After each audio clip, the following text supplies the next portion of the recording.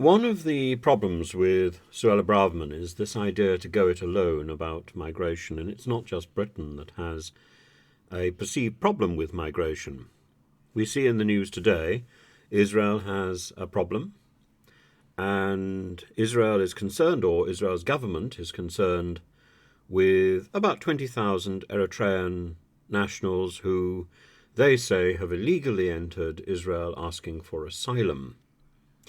Now, today, 170 of them were involved in what they call a riot. And this, as far as Benjamin Netanyahu is concerned, crosses a red line and means they should be deported. Now, the problem is if you're not listening to people, then they're going to take action into their own hands and they're going to rebel against the prejudiced policies of the government. We see it again and again. And is this a route we want to go down? Because now there's an example. And we now wait to see what Israel actually does, because under international law, it's very difficult to send people back simply because they are protesting against the inhumane treatment that they are receiving from the host nation that is not taking their case seriously. Israel is as equally signed up to the UN conventions as are we. And I think if those conventions and if those attitudes do not work today, then they need to be changed and they need to be agreed by the international body. It's not appropriate for a single nation to act unilaterally. That way lies a sort of global anarchy. Israel is already in trouble because of its judicial arrangements, its changes to the law, which have produced extraordinary opposition in the country.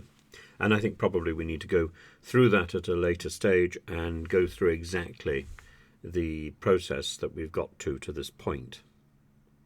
But I've said earlier in a previous video that while it's possible to criticize a government like Israel's, I think we don't criticize the right of Israel to exist and the right of Israel to be a home for people who have a right to be there.